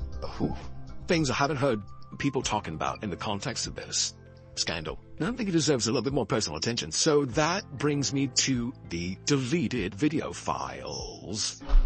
I think I spent 2 whole days of my life just trying to find some of these videos. We're gonna put a few highlights in here. I'm not. It's his thicker 12. I don't have to put more Ava Chris slave play. Alright guys, so I decided I don't want to go through this torture alone, so I actually hired a slave. Come outside, slave, outside. He's gonna be my slave, he's gonna do what I say, because I just don't want to do things on my own. Alright guys, so my slave is hollowing out us a house. This is a mountain right here. We're just gonna make a temporary home right here. And he's just doing some work real quick. So we have MrBeast, James Donaldson threatening to shrink little kids' genitals. I hope you guys enjoy it. Make sure you subscribe. Like the video or your genitals will shrink. And that's it. Subscribe right now or I'll put a pin in. Okay, or you'll subscribe and I'll put a shirt down. Subscribe. Alright boys, this is my goodbye. I will, catch you later. And, try not to suck too much peeps. We have gambling videos deleted and wiped. These ones right here, that picture of it. This video with a knife where Jimmy, quote, jokes about doing things I cannot repeat under the current circumstances, and I cannot probably even have him say. But just know that it is, CSGO karambit. And that brings me to the next topic, which has to do with knife trafficking. So, interstate weapons trafficking. I don't know. That same exact knife that Jimmy was doing that little bit with in his video. This brings into a whole entire side plot within the gaming world that touches on gambling addictions, hacking, identity theft, money laundering, and fraud. Remember Lava, that one who won the knife giveaway all the way back in 2016? He DM'd MrBeast on Twitter and got sent a knife signed by MrBeast. He was like 12 or something. Jimmy was just graduating high school. He was desperate to go viral. And then Lava ended up being a big part of the Discord server as a minor. And he developed a relationship with adult man at the time, transgender woman Ava Chris Tyson. And then he tried to defend Ava Chris and then had to walk it back. Lava, y'all remember him? Well, Lava's first point of contact with any of these people was that knife giveaway. And before I even get into what I found over here, I just want to point out that I'm very confused why nobody has discussed how problematic and horrible and shocking and horrific this giveaway was in and of itself. I'm very confused as to why nobody has mentioned this. I literally cannot imagine getting away with doing something like this myself in 2024. I wouldn't even want to and wouldn't cross my mind. But much less sending a knife over to somebody at the age of less than 18 years old. I mean, the person was 12, 13 years old. Right there, that then should have been a red flag. Nobody made a video on that. He's done, it's over. He's given away weapons meant to hurt people, cause bodily harm. Nobody's mad about that. Nobody's pointing that out. Okay? We're not talking about cooking knives, y'all. This ain't a Rachel Ray Santoku. This isn't for chopping up onions. This is not a prop. This is not a toy. This is a violent weapon that has one purpose, to cause harm on a body. Why was that being given away at all, and especially to a 12/13-year-old? Then that 12/13-year-old kept being friends with all of them. They had meetups. It's very strange to me. Anyway, remember all that going on? The texts show communications between Jimmy himself and a 12/13-year-old Lava. Okay, so I doubt Lava's parents were involved. which might explain a few things here and there, but I digress. I'm also curious where Lava lived at the time of this giveaway, because did Jimmy send that weapon meant for bodily harm against a human to a child across state lines? That's what I want to know. If Lava was in North Carolina, it appears Jimmy's giveaway could have possibly violated state law. According to this statute, it is a misdemeanor for a person to sell, offer for sale, give, or in any way transfer to any minor a Bowie knife, dirk, shuriken, or even just a leaded cane. So if he was giving this away to a little 13-year-old Lava in North Carolina, looked like it could have been grounds for a criminal conviction. But anyway, y'all remember that giveaway, right? Y'all remember now? We're back on the same page. So that item that he actually gave away, it's called a CSGO karambit. That's a style of knife, and the CSGO is a holdover from that game. Remember the game? He had all the little knives in the wallets and CSGO. So we had a real one, a real life one. He sends it out to Lava. This is the same exact type of knife that Jimmy was playing with in that deleted video that we just talked about. And Jimmy literally calls it a CSGO karambit in the now deleted video, laughing like a rabid hyena with Ava Chris. And Jimmy's public obsession with these violent weapons didn't end there. Remember that video he made all the way back in 2015 about the price of virtual knives being higher than the real life ones? Well, guess what? One of the knives was that he talked about all the way in that first video. CSGO karambit. And remember, this all happened within a critical era of Jimmy's young life, so he was still living a tumultuous home life run by prison warden Sue. He was obsessed with clicks, likes, clout, and views, and the clock was ticking for him to make it on YouTube before he would be kicked out on the streets. So Jimmy ends up spending a lot of time on these Gamba, which are gambling gaming sites, and a lot of it relates to these skins, these knives, like trading these knives in the marketplace. He even made some videos about gambling on these sites as late as 2017. He would act like he was too good to associate with them a few years later, tweeting about, I'll never play a CSGO game because something XYZ element OP, but his history tells a different story. There were even allegations that Jimmy took sponsorships from these gaming gambling websites related to the CSGO marketplaces, but that's not my allegation. Some have postulated that this whole CSGO verse was even MrBeast's true online origin story, and he would rather hide it to have us remember. There's this whole other thing about these accounts where people get hacked and they're getting broken into, and there's horror stories online. People lose a lot of money. Some of these knives, some of these weapons are $20,000 in real US dollars, which we can get into whether or not people should be paying that. I mean, that's kind of what piqued our interest over here. I'm like, why? Seriously, why? $20,000? This is something else going on here.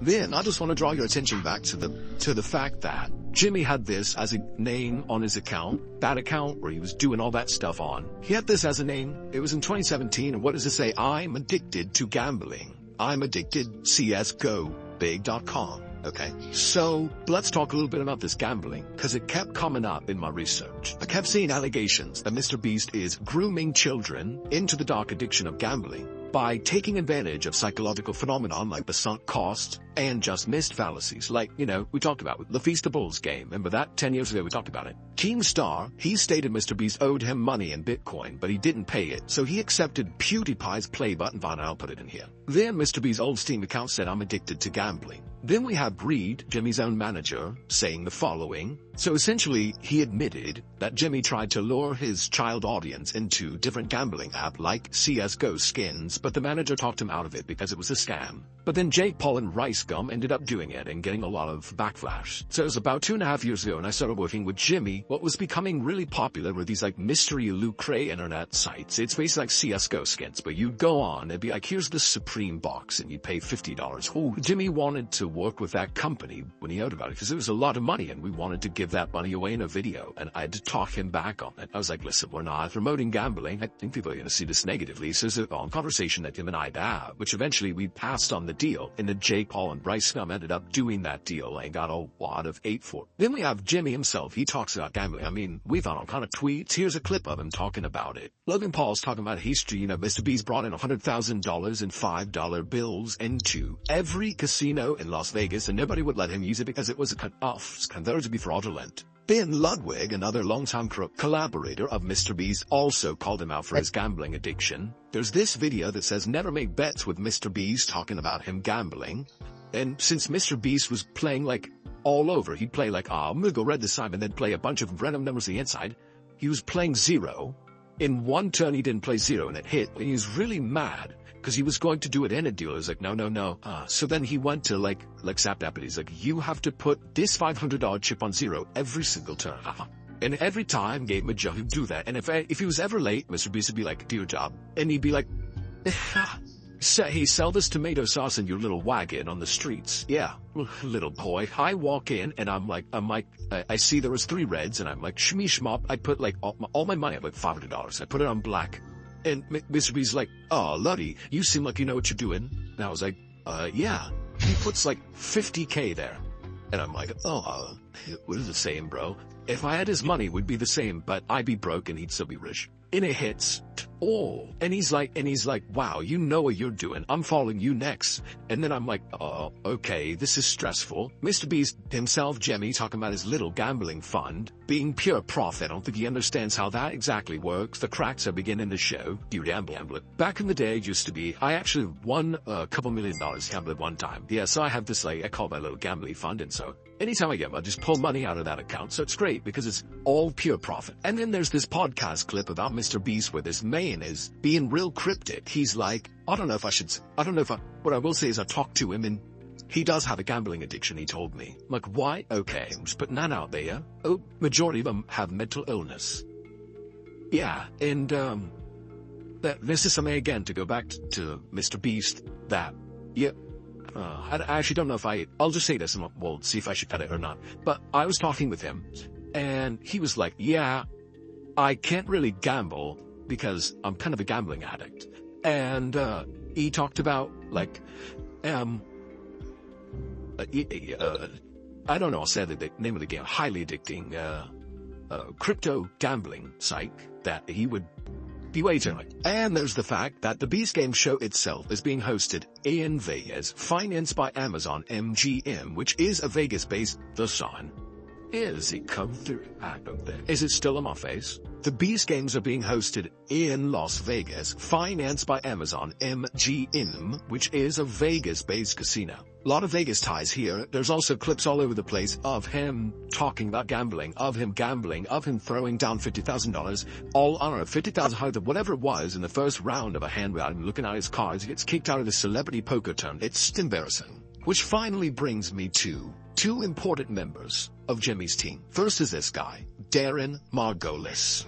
This is the guy that runs Beast Philanthropy. He started doing that in 2020. He's in videos all over the place, like even more than Jimmy is on the Beast Philanthropy channel. And this guy's work history is a little bit confusing. He's been referred to as a real estate investor, but also somehow at the same time he was working at this random dog shelter for 21 years. And I don't know if he was just doing that as a volunteer or what. I'm really not sure what gives the man the qualifications to run one of the biggest charities probably in the world. But here we are.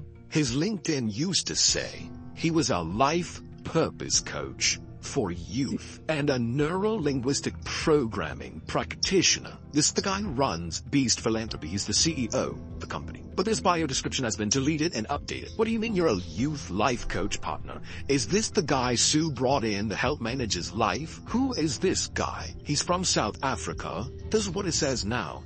Executive Director at Beast Philanthropy, please do not be offended if I do not respond to your message. I get thousands of outreaches a week. Maybe because people do know the type of money and power he has access to, and I feel like it's just creating a demand. Like, oh, I get thousands of messages. Like, okay, guys, sure you do.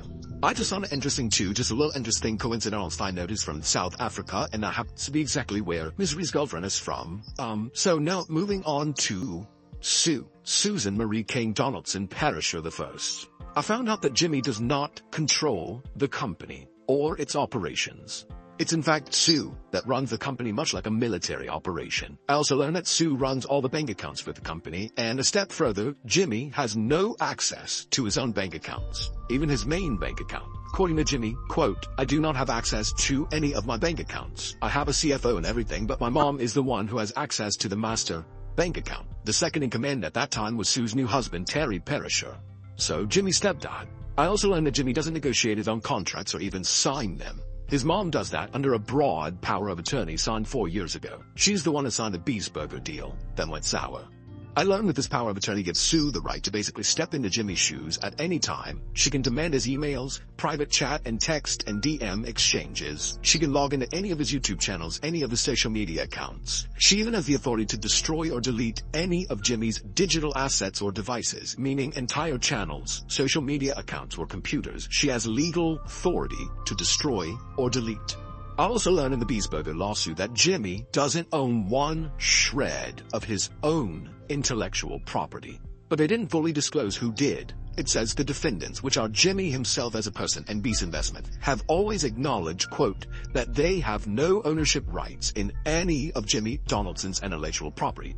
Jimmy Donaldson has no ownership rights in any of his intellectual property. So who does? Who does own Jimmy Donaldson's intellectual property if it's not Beast Investments and it's not Jimmy? And I learned that Jimmy's management company, the manager's company, Night Media, is a partial owner of Feastables, despite Jimmy saying he would never give up ownership of the company and stuff like that. Now, importantly, Jimmy has parted ways with Night Media, but as far as the United States Trademark and Copyright Office is concerned, Night Media still does own some of Jimmy and the MrBeast brand's intellectual property. And this all started to sound a little bit too familiar. Is MrBeast the next Britney Spears? If he doesn't fully own his brand, he doesn't own any of his intellectual property, any of his intellectual property. His mom is negotiating and signing contracts on his behalf. He doesn't control his brand or any of his intellectual property. He doesn't sign his own contracts. And his mom has 100% full legal authority and power to nuke any of Jimmy's online personas in the matter of a blink of an eye. Okay, Jamie Spears and Lee Taylor, I see you, girl. I see you. What is MrBeast's Philanthropy gearing up for? With all this focus on acquiring the food pantries and homeless shelters and Vafume orphanages, who or what even is MrBeast? Who is MrBeast? What is MrBeast?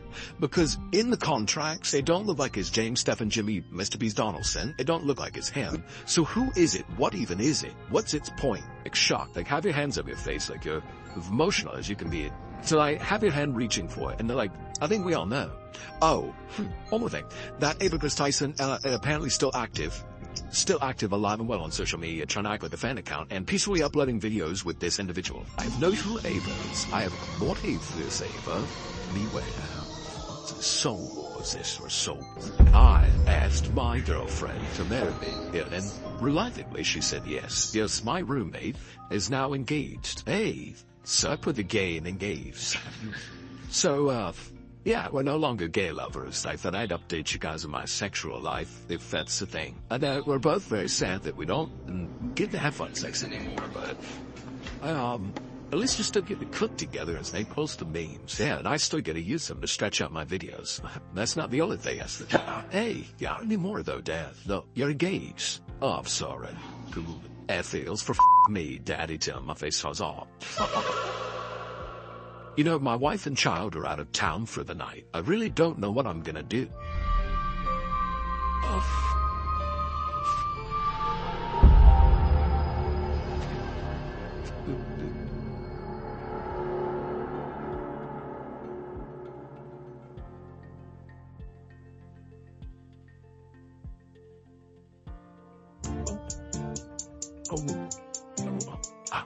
VJ investigate, VJ investigate, PJ investigate. She gonna find the truth. She gonna crack a case here.